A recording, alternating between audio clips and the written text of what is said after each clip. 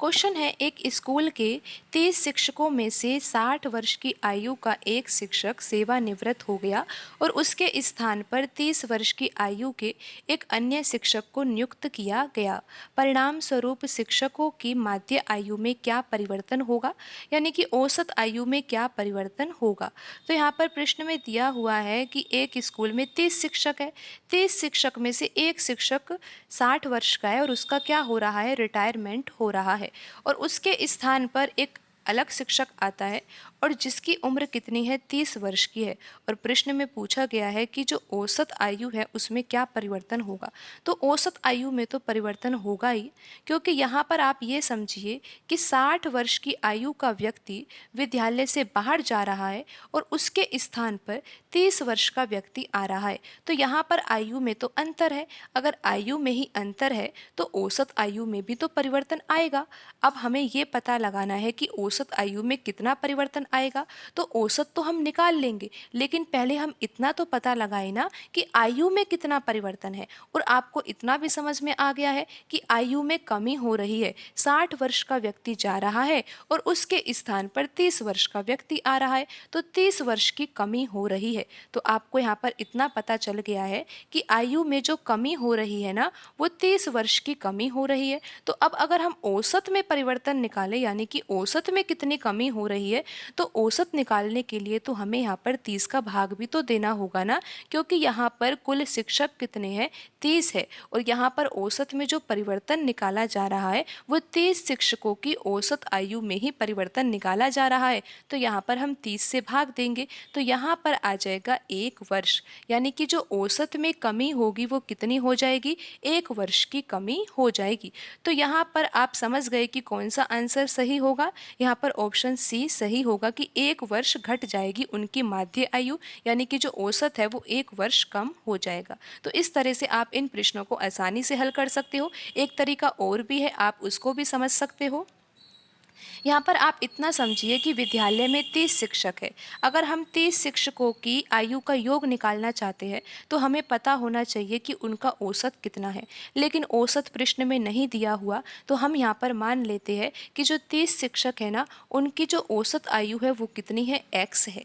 तो अगर अब हम 30 शिक्षकों की आयु का योग निकालेंगे तो कैसे निकालेंगे, हम यहाँ पर लिखते हैं 29 टीचर, क्योंकि ये तो पहले पहले भी थे और अब भी थे। तो यहाँ पर तो हम 29 टीचर की आयु लिखेंगे, आयु का योग लिखेंगे, प्लस हम लिखेंगे एक व्यक्ति। कौन सा व्यक्ति, वह व्यक्ति जो विद्यालय से अब जा रहा है और जिसकी उम्र कितनी है, 60 वर्ष है। तो यहाँ तक आपको समझ में आ गया ना कि यहाँ पर हम 30 शिक्षकों की आयु का योग निकाल रहे हैं। तो हमने यहाँ पर लिखा कि 29 शिक्षकों की आयु का योग प्लस जो 30वां व्यक्ति है, 30वां व्यक्ति जो विद्यालय से जा रहा है जिसकी आयु कितनी है, 60 वर्ष। तो इन 30 शिक्षकों की अगर हम आयु का योग निकालें तो हमें क्या करना होगा, औसत में गुणा किसका करना होगा, 30 का गुणा करना होगा, क्योंकि यहाँ पर 30 शिक्षक है और औसत हम कितना मान रहे हैं, यहाँ पर x मान रहे हैं। तो आपको इतना समझ में आ गया होगा कि यहाँ पर हम इसको मान लेते हैं इक्वेशन फर्स्ट। और यहाँ पर 30 का गुणा x से होगा तो ये किसके बराबर आ जाएगा, 30x के बराबर आ जाएगा। अब यहाँ पर दूसरी कंडीशन ये दे रखी है कि उसके स्थान पर, यानी कि जो ये 60 वर्ष का व्यक्ति है ना, इसके स्थान पर कौन सा व्यक्ति आ रहा है, 30 वर्ष का व्यक्ति आ रहा है। तो जो ये 29 शिक्षक है इनकी आयु का योग तो अब भी उतना ही रहेगा जितना पहले था, प्लस हम करेंगे यहाँ पर 30, क्योंकि अब ये 60 वर्ष का व्यक्ति तो चला गया, इसके स्थान पर अब 30 वर्ष का व्यक्ति आ रहा है। तो 60 के स्थान पर अब हम 30 रख देंगे। और अब हमें ये नहीं पता कि औसत क्या होगा, लेकिन अब हम मान रहे हैं कि औसत कितना होगा, y, यानी कि जो पहले कंडीशन थी जब 60 वर्ष का व्यक्ति विद्यालय में ही था तो उस वक्त जो औसत आयु थी वो हमने कितनी मानी, x। लेकिन अब 30 वर्ष का व्यक्ति आ रहा है तो औसत में परिवर्तन हुआ है, लेकिन अभी हमें कोई जानकारी ही नहीं है तो हम उसको कितना मान रहे हैं, y मान रहे हैं। लेकिन आपको ये पता है ना कि हमें गुणा तो 30 का ही करना होगा, क्योंकि शिक्षक अभी भी 30 ही है। तो यहाँ पर कितना आ जाएगा, आयु का योग 30y आ जाएगा। यानी कि पहले जो 30 शिक्षक थे जिसमें वह रिटायर्ड पर्सन भी था 60 वर्ष की आयु का, उस वक्त आयु का योग कितना था, 30x था। लेकिन जब 60 वर्ष की आयु के स्थान पर 30 वर्ष की आयु का व्यक्ति आ गया है तो तब औसत आयु तो यहाँ पर हमने y मानी है और आयु का योग कितना हो गया इन 30 शिक्षकों की, 30y हो गया। तो ये इक्वेशन हम 2 मान रहे हैं। तो अब हम क्या करेंगे, इक्वेशन फर्स्ट में से इक्वेशन सेकंड को घटा देंगे। यहाँ पर घटाना बिल्कुल ही आसान होगा, ये तो कट ही जाएगा, ये तो बराबर ही है। और यहाँ पर 60 में से हम 30 घटाएंगे तो कितना आ जाएगा, ये 30 आ जाएगा, बराबर लिखेंगे। दाएं पक्ष में यहाँ पर लिखा हुआ है 30x और यहाँ पर लिखा हुआ है 30y। हम फर्स्ट इक्वेशन में से सेकंड इक्वेशन घटा रहे हैं, तो यहाँ पर 30x में से क्या घटेगा, 30y घटेगा। तो आपको यहाँ पर इतना समझ में आ गया है कि यहाँ पर 30 बराबर क्या है, 30x माइनस 30y।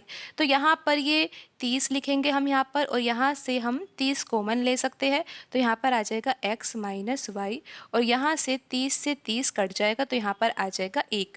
तो यहाँ पर अब आप इक्वेशन को ध्यान से देखिए, क्योंकि आंसर तो यहीं से निकलेगा कि यहाँ पर तो 1 है और बराबर में क्या है, ये x माइनस वाई। तो यहाँ से हम x की वैल्यू अगर निकालें तो x बराबर क्या आएगा, यहाँ पर तो हम y की वैल्यू निकालेंगे ना, क्योंकि हमें तो ये पता लगाना है कि अब जो नया औसत है उसमें क्या परिवर्तन होगा। तो y की वैल्यू क्या आ जाएगी, y की वैल्यू आ जाएगी x माइनस 1। अब आपको यहाँ से ही ध्यान से समझना है कि x हमने क्या माना था, x माना था हमने पहला वाला औसत, पहले कितना था, x था, लेकिन अब कितना है, y है औसत। तो अब आप देख ही सकते हो ना कि औसत में कितना परिवर्तन हुआ है, पहले वाला औसत x है और अब नया वाला औसत कितना है, y। तो औसत में तो अब 1 की कमी हो गई, क्योंकि y का मान क्या है, x से 1 कम है। तो औसत में कितनी कमी हुई है, 1 वर्ष की कमी हुई है। तो आप इस तरह से भी यहाँ पर समझ सकते हो।